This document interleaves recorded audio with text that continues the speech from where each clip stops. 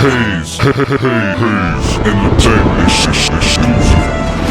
Brian Hayes and Big Mike are taking over the podcast scene in Vancouver. Get down or lay down. Lay down.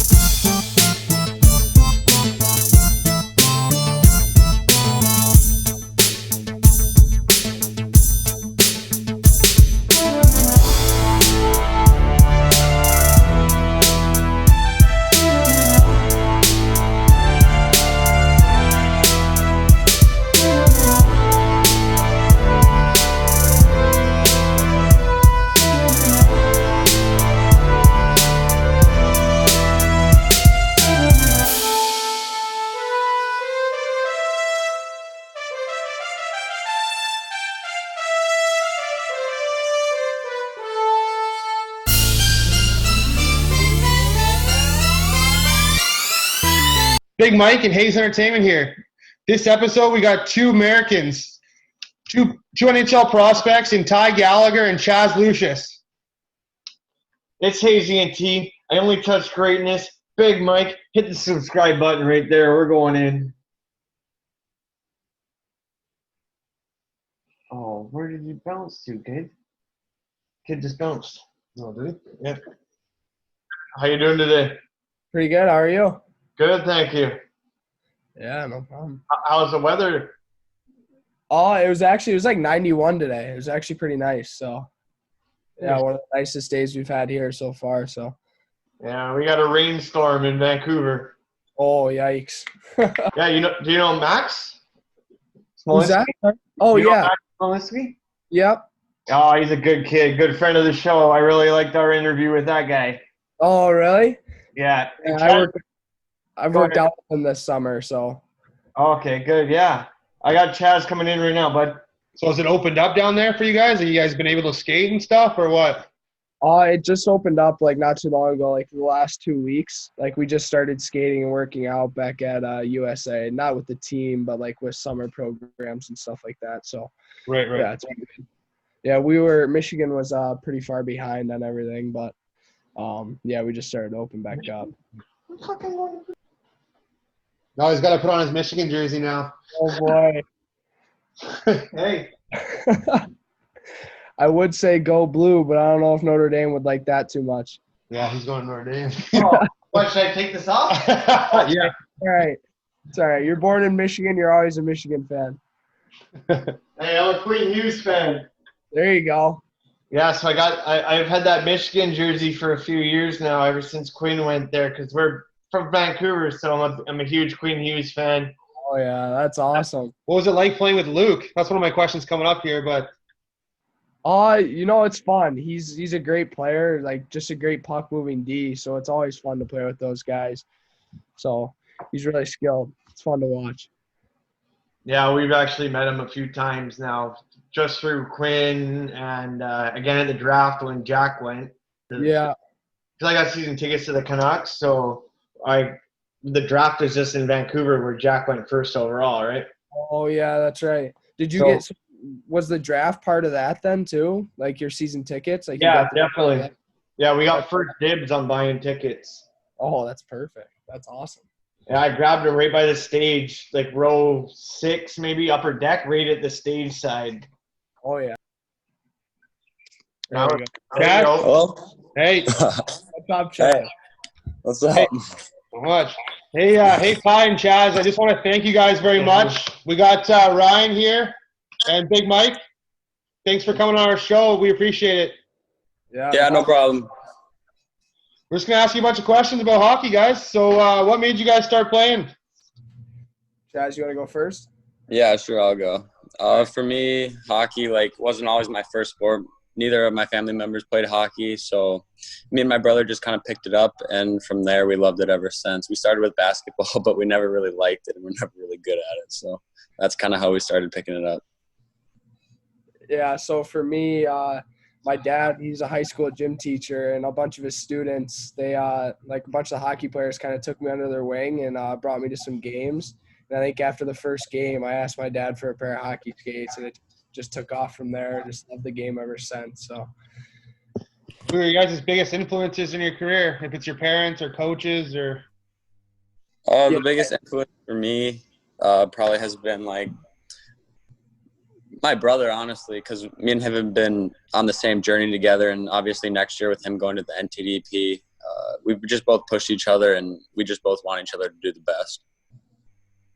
I'd have to say my dad. He's always pushed me competitively, always do my best, and he's always supported me in all my decisions I've made in my career and then other sports and stuff like that. So I like that. So, you guys got any pregame meals or rituals? For home games, I always eat chicken and rice with a little bit of barbecue sauce. Nice. Yeah, that's actually my home game meal too, is chicken and rice. But We hear that a lot from a lot of the young guys that we interview, that they enjoy that chicken and rice. One guy said pierogies, but why do you wear number 42? And why do you wear 51? I started off. You want to go, Chaz, or me? No, you go ahead. All right, so I actually started off with number 6. I've worn number 6 my whole life. And then we had to be numbers 31 and above for our 17th year. So I just kind of put together 4 + 2 = 6. So that was just 42. That was the reasoning behind it. But nice. Yeah, kind of the same thing as Ty. We had to pick the bigger numbers because the U18 team obviously gets the smaller numbers. So I was just I was number 11. And I didn't really multiply it or do whatever Ty did, but I just kind of picked 51 because, I don't know, I kind of like the number, I guess. Hey, who would you say is your favorite sports hero growing up?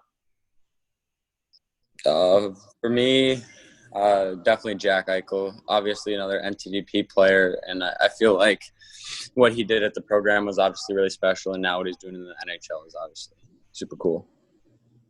Yeah, mine has always been Nick Lidstrom. Obviously, he's retired now, but ever since I've been little, I just looked up to him. I've always wanted from him. I was I want to be him someday. But a player now, I'd probably have to say Zach Werenski. I like to try and model my game after him, so I think he's one of my biggest role models right now. So that's definitely 2 good choices, and especially Lindstrom's a little before your time, but that's nice that you recognize the old guy, right? Oh, yeah, for sure. Hey, Chaz, you absolutely lit it up this year at the U17 development program team. You had such a successful season, putting 50 points up in 46 games. What do you credit that to? Well, first off, my teammates. I mean, I'm not the player I am without my teammates. Obviously, I'm playing with really skilled players that can get me the puck, and without them, I definitely wouldn't have had that many points, especially with my line mates. Sasha, Dylan, for most of the year. They really helped me out, and we really pushed each other as well. Yeah, you guys had some nice highlight goals. Yeah, we did. Ty, you had a great season too at the U17 team, obviously too. What are the reasons for that? I think the same reasons as Chaz, the teammates, just playing with the skilled guys and practicing against the best players in the world at our age every day, just going to war and then going to war with them. So I think I also think that the coaches have been a big part in that too, a big part in my success. Coach Heino and Coach Robleski, they've really given me some tips and pointers just to improve my game. So, what was the feeling wearing the red, white, and blue at the U17s, representing the state, obviously, and earning a silver medal?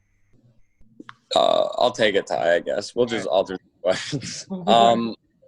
Yeah, representing the U.S. for the U17 World Challenge was obviously really special, especially because as a team, we weren't that close because it was our first international tournament. We really haven't played any international teams, and it was really special just to kind of be with the guys and really see what it's like to play international teams and to want to win. Yeah, you lit that up too with 10 points in 6 games, and were named to the All-Star game, had the most goals and most points in the tourney. That's pretty impressive, bud. Yeah, thank you. Oh, okay. So, I mean, growing up in the U.S. and especially growing up in Michigan, it's always been a dream of mine, and I'm sure all my teammates, to play for USA one day, in the Olympics. And then growing up in Michigan, you always hear about the NTDP and, making that as a little kid as your, like, the biggest dream. It means the whole world to you.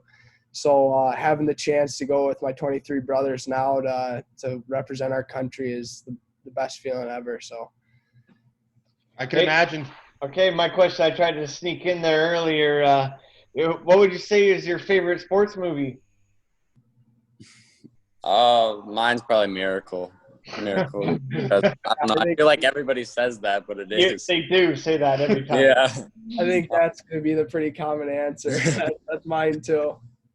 Hey, both of you guys too. What's it like playing with Luke Hughes? We're huge fans of him out here because of his brother, obviously playing on our team, and he's the stud in Vancouver.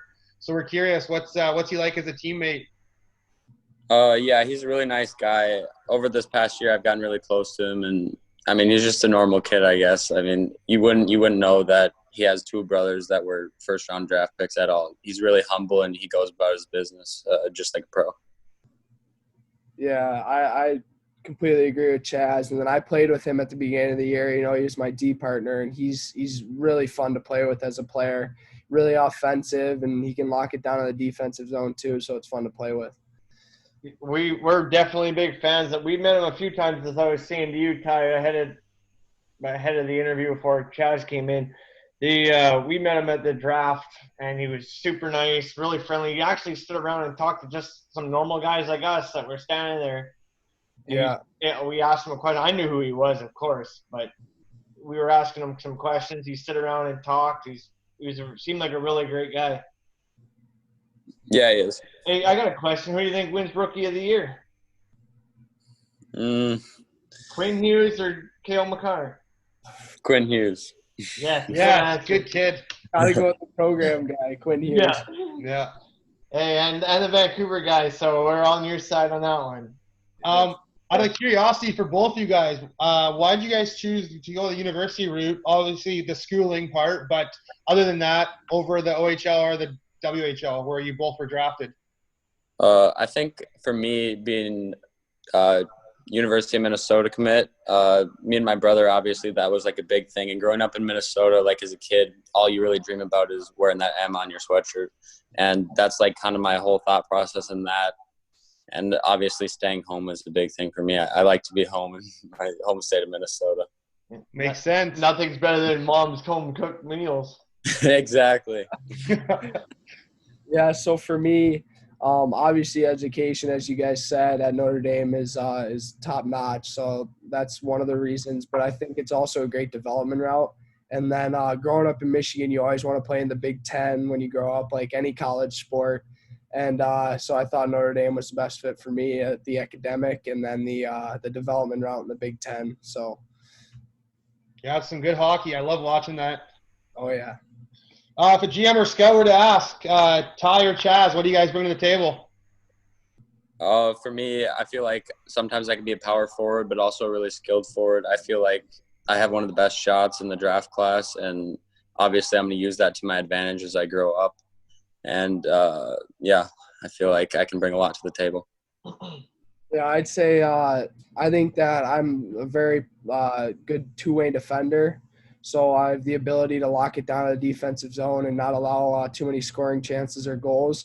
But at the same time, I can still create offense and score goals in the offensive zone. So I think two-way defender is how I'd describe my game. So does a DJ play your music, or what would I find in your iPad or iPod? That's up to Tyler Boucher. Yeah? Yeah. Tyler Boucher's got the aux before games. Perfect. We got him coming on next week, so I'm glad you told us that. We can ask the DJ what he plays. There you go. Yeah. Yeah, I don't know I don't know exactly what it is, but it always gets the boys going. So, What do you think makes a good captain? guys, you want to go first? Yeah, I'll go. What makes a good captain? Obviously, you have to lead by example and lead with your voice. I feel like people that follow the captain always really respect him and admire what he's doing, but also know that he's willing to work and willing to do what anybody else is doing.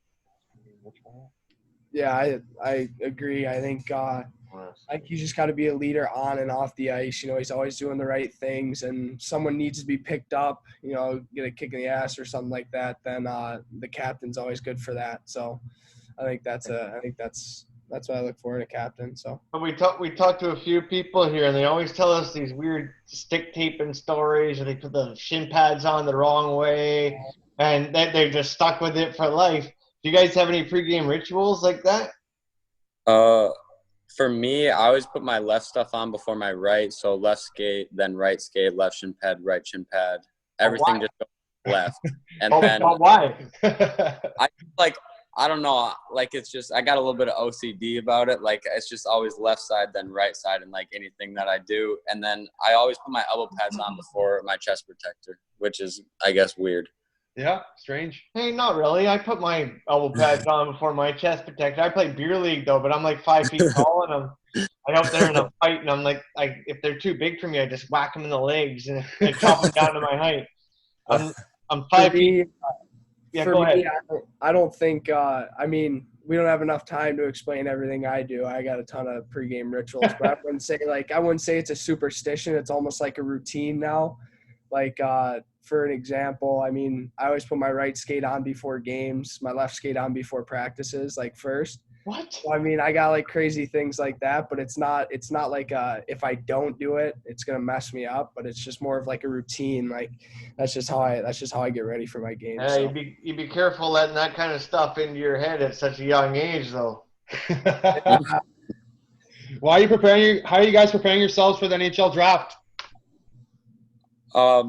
For me, I don't want to say it's a long ways away, but obviously once this draft 2020 ends, then I guess it becomes our draft year. And for me, just trying to play the best hockey I can, be the best teammate I can, and obviously the best leader. And hopefully all those things said and done by my draft year should be good. Yeah, I think the biggest thing for me right now is just worrying about my off-season training, especially leading up to the draft. Just putting in the work on and off the ice during the off season, and then as Chaz said, being the best player you can during the next season. So it puts me in the best spot. So it must be nice having Dan Heinold as a coach too, eh? Oh yeah, Yeah. Yeah, he's awesome. Yeah. Yeah, do you guys play any fantasy sports? Like, I mean, I play football. I have a hockey league too once in a while, every couple of years. Fantasy football with our team. Hey, That's perfect. our yes. Yeah. Okay. I didn't jump in that this year. I don't pay enough attention to that, but I do. I watch a lot of other sports. I just don't know enough players in other sports to like pick my team and stuff like that. You know, honestly, that's how you learn about football is when you draft a whole team of players and you got to watch each game to know your players where they're going. Chaz, I like that you play fantasy football. Like, are you like a super fan like me? I'm in 5 leagues, but at the same time, would you know who are you taking first overall if you had first overall pick? Michael Thomas probably last year. Okay.